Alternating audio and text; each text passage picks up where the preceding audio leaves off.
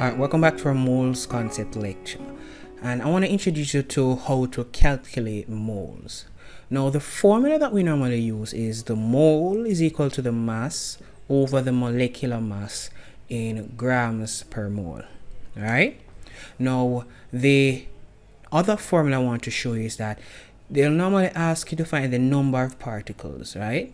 So you want to find the number of particles in a particular mole of a substance, and that formula is the number of particles is equal to the mole that you calculated times the Avogadro's constant, which is the 6.022140076 times 10 to the 23rd.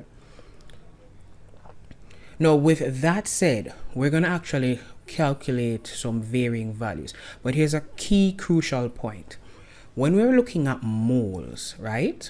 When you're looking at moles, the mass, right, is normally given in grams, but the molar mass, we normally would use the atomic mass of the substance. All right, so come again. When we're calculating moles, that molar mass that's under the bottom, we have the formula to be mole is equal to the mass over the molecular or the molar mass over the molar mass. This molar mass, we are going to be using the relative atomic mass.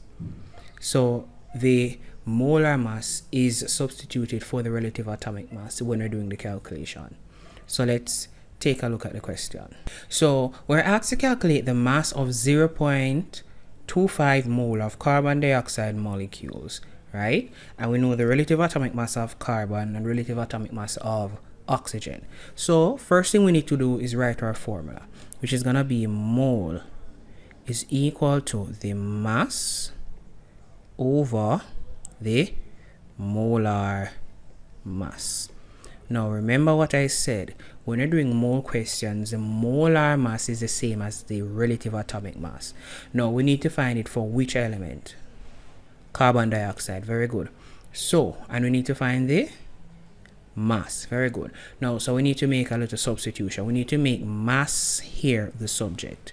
So molar mass is being divided, so we're going to multiply on both sides by the mr. So multiplied by mr, so giving us our new formula to be mass is equal to the mole multiplied by the molar mass, or the relative molar mass. Good. Now we know the mole, but can we find the molar mass? We can. So remember, when we're doing mole questions, we use the relative atomic mass for the molar mass. Now we're looking at what element? All right, carbon dioxide. So it's CO2. So what is the relative atomic mass of carbon? 12. What is the relative atomic mass of oxygen? 16. Good. Now, with that said, how many oxygen is there? 2. So it's gonna be 2 times 16, giving us 12 plus 32, giving us our molar to be 44, right?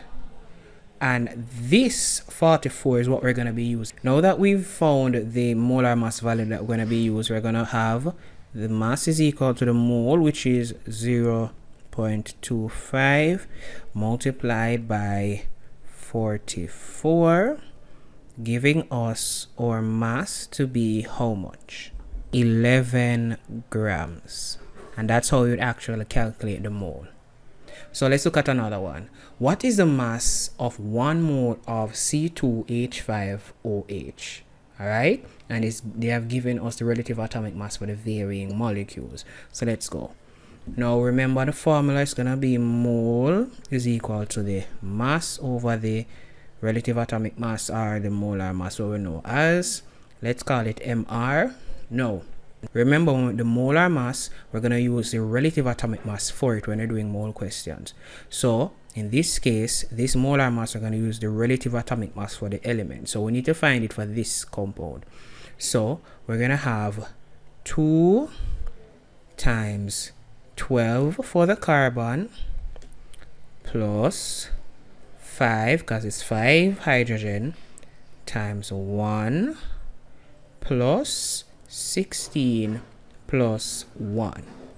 And that will give you a sum of what? 46, right? So we're going to use that to find the mass. Now, we need to make mass a subject, so we're going to be multiplying by MR on both sides, giving us mass is equal to the mole multiplied by the MR value. We're just using that to represent it, and that's going to be mass is equal to the mole, which is 1, times the 46, giving us our mass to be 46 grams. Now we're gonna find the number of moles of magnesium oxide in 80 grams of the compound, and then we're gonna find the number of particles. So we're gonna use the particle formula and the mole formula. So let's look at the first part, where the number of moles. So let's take a look at A. So we were given the mass and we were given the compound variation, so we can find the MR value, which is the molecular mass value. And we know that when you're doing mole questions, we use the relative atomic mass for the molecular mass values. So we're going to be mole is equal to the mass over the molecular mass value. So we know mole now is going to be equal to 80 over, we need to calculate for magnesium oxide. So magnesium oxide is given as 24 plus 16, giving that to be 40 grams. So we're going to put the value in as 40, so giving us our mole to be 40, cancel, 2 moles. And we know that that's the symbol for mole. So we're going to end up with 2 moles. So the number of moles in 80 grams of magnesium oxide is 2 moles. Now we need to find the particle for part B. So we know that number of particles is equal to the mole multiplied by the Avogadro's constant. So we're going to end up with the 2 moles that we just calculated multiplied by 6.022 times 10 to the 23rd.